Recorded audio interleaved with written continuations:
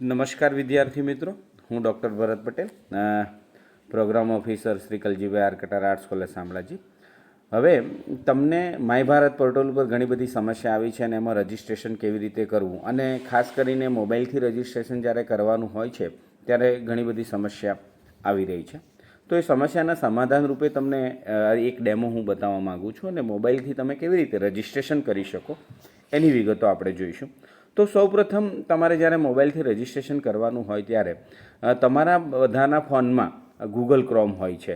તો અહીંયા આગળ મારી પાસે પણ ગૂગલ ક્રોમ છે, અને તમે જોઈ શકો છો કે આ જે ગૂગલ ક્રોમ છે એ ગૂગલ ક્રોમમાં તમારે સર્ચ કરવાનું છે. અને શું સર્ચ કરવાનું છે એ હું તમને બતાવું છું. તો ત્યાં આગળ તમારે આપણે સૌપ્રથમ આ જે ગૂગલ ક્રોમ છે એને આપણે ઓપન કરીએ.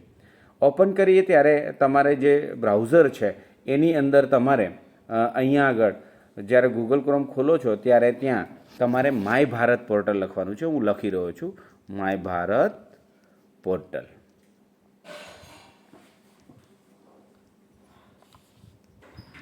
માય ભારત પોર્ટલ લખશો એટલે તમને એના ઉપર તમારે ક્લિક કરવાનું છે, અને તમે અહીંયા જોઈ શકો છો કે જુઓ અહીંયા પહેલી લિંક જે છે એ માય ભારત પોર્ટલ government.in આવી ગયું છે. તો એના ઉપર તમારે ક્લિક કરવાનું છે. એટલે આપણે એના ઉપર ક્લિક કરીએ અને આગળની પ્રક્રિયા કરીએ. તો હું અહીંયા આગળ માય ભારત પોર્ટલ ઉપર ક્લિક કરી રહ્યો છું, અને અહીંયા આગળ તમારી આગળ જેવું માય ભારત પોર્ટલ ઉપર ક્લિક કરશો એટલે જુઓ અહીંયા વિકસિત યુથ પાર્લામેન્ટ દેખાઈ રહ્યું છે. તો હવે અહીંયા શું કરવાનું, તો અહીંયા આગળ તમારે રજિસ્ટ્રેશન માટે તમે અહીંયા જોઈ શકો છો, હું તમને બતાવું કે અહીંયા જે 3 ડોટ દેખાઈ રહ્યા છે વિદ્યાર્થી મિત્રો, આ 3 ડોટ ઉપર તમારે ક્લિક કરવાનું છે. અને 3 ડોટ ઉપર ક્લિક કરશો એટલે કંઈક આવું ખુલશે. હવે આવું ખુલે ને એટલે તમારે અહીંયા આગળ જે સાઇન ઇન છે, આ જે દેખાઈ રહ્યું છે એ સાઇન ઇન ઉપર ક્લિક આપવાનું છે. હું પણ અત્યારે તમને ડેમોમાં બતાવી રહ્યો છું કે આપણે હવે સાઇન ઇન ઉપર ક્લિક આપી રહ્યા છે. તો સાઇન ઇન ઉપર હું ક્લિક આપી રહ્યો છું, અને સાઇન ઇન ઉપર ક્લિક આપ્યા પછી તમે જોઈ શકો છો કે તમારી સામે આવું કંઈક આવશે. એટલે આમાં તમારે મોબાઈલ નંબર અને ઈમેલ એડ્રેસ બંને માગે છે, પણ આપણે અહીંયા ફક્ત ને ફક્ત તમારી પાસે જે અવેલેબલ મોબાઈલ નંબર છે એ મોબાઈલ નાખવાનો છે. તો મોબાઈલ નંબર હું અહીંયા ડેમો માટે એક મોબાઈલ નંબર નાખી રહ્યો છું. એ મોબાઈલ નંબર અહીંયા નાખીએ છીએ આપણે. તો 70 16 76 37 56 આ મોબાઈલ નંબર અહીંયા મેં નાખી દીધો છે. તો હવે તમારે અહીંયા આગળ જે ચોરસ બોક્સ દેખાઈ રહ્યું છે એમાં ટીક કરવાનું છે. હવે ચોરસ બોક્સ ઉપર આપણે ટીક કરીશું એટલે તરત જ આ ગ્રીન થઈ જશે, અને આપણે અહીંયા જે આ સાઇન ઇન દેખાઈ રહ્યો છે ને વિદ્યાર્થી મિત્રો, આ તમે જોઈ શકો છો. તો આ જે સાઇન ઇન ઉપર તમારે ક્લિક કરવાનું છે. તો હું હવે જુઓ અહીંયા તમને સાઇન ઇન ઉપર ક્લિક કરી રહ્યો છું. તો તમારી સામે આ જો ઓટીપી આવશે, એટલે તમે જે રજિસ્ટર મોબાઈલ નંબર નાખ્યો છે એની અંદર એ રજિસ્ટર મોબાઈલ નંબર ઉપર ઓટીપી આવશે, અને એ ઓટીપી તમારે અહીંયા નાખવાનો છે. એટલે આપણે જોઈએ કે મારી સાથે એક બીજો મોબાઈલ નંબર છે અને એના ઉપર હવે ઓટીપી આવશે, કેમ કે આ ટાઈમ ઘણી વખતે શું થાય કે ઓટીપી આવવામાં ટાઈમ લે, અને અહીંયા જે 33 સેકન્ડ જ્યારે પૂરી થશે ત્યારે પણ આવી જાય, અથવા હા તો બાજુમાં આપણી પાસે જે મોબાઈલ છે એમાં ઓટીપી આવી ગયો છે, અને ઓટીપીનો જે નંબર છે એ આપણે જોઈ લઈએ છીએ. તો એનો જે ઓટીપી નંબર છે એ છે 99 99 51 43. હવે આ ઓટીપીથી નંબર નાખ્યો એટલે પછી આમ સાઇન ઇન આપી દેવાનું. હવે તમે સાઇન ઇન આપી દેશો ને એટલે તમારી સામે તમે જ્યારે માય ભારત પોર્ટલ ઉપર રજિસ્ટ્રેશન ક્યારે કરાવ્યું નથી ત્યારે તમારી સામે આવું આવશે. એટલે તમારે અહીંયા તમારું ફૂલ નેમ લખી દેવાનું. તો હું ઉદાહરણ તરીકે આ જે મારી પાસે મોબાઈલ નંબર છે સ્વરાબેનનો છે, તો અહીંયા પટેલ સ્વરાબેન સ્વરા ભરત કુમાર. તો તમારે પણ તમારી આ રીતે લખી દેવાનું છે. હવે અહીંયા તમારે તમારી જે જન્મ તારીખ હોય એ લખવાની છે. હું અહીંયા ડેમો માટે જન્મ તારીખ લખી રહ્યો છું. ઓકે.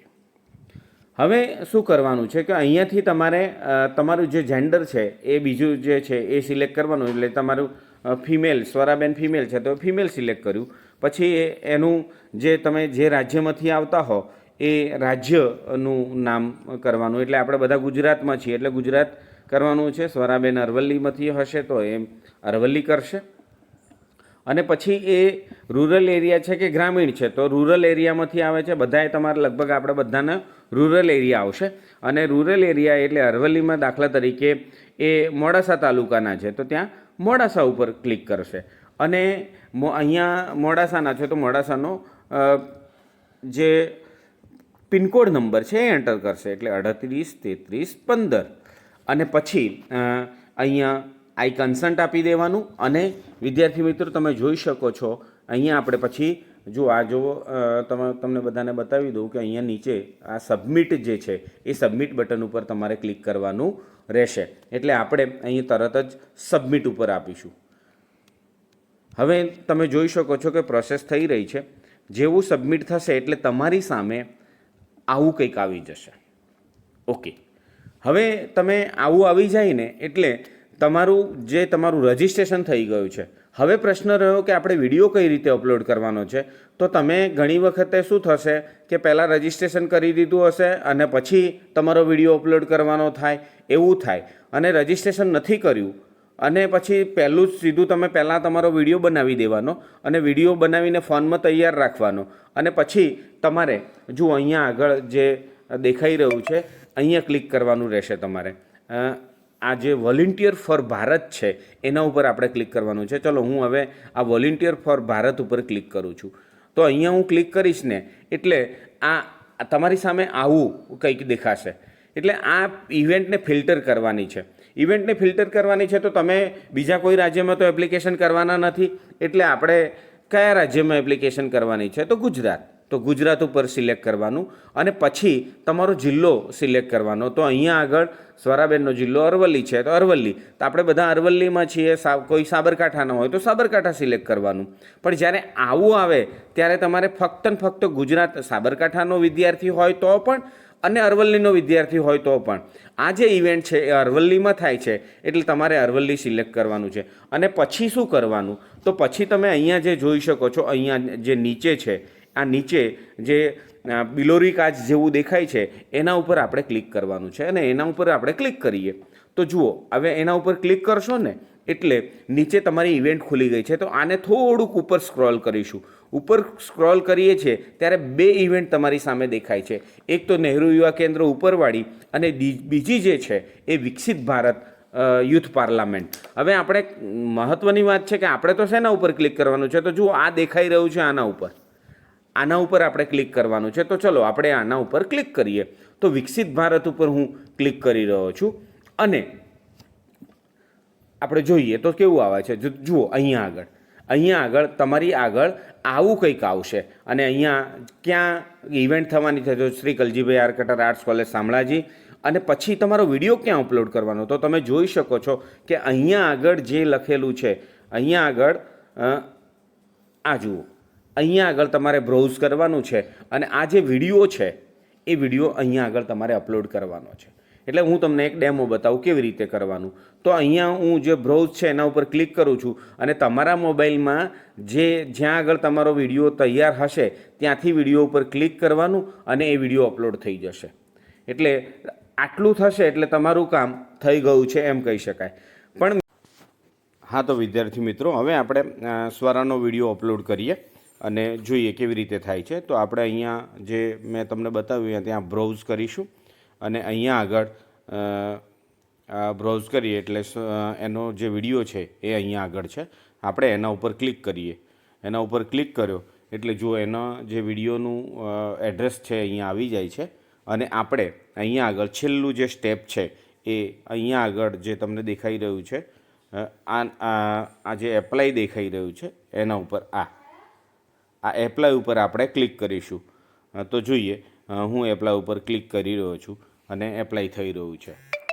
હવે આપણે જોઈએ તો એપ્લાય ઉપર ક્લિક થઈ ગયું છે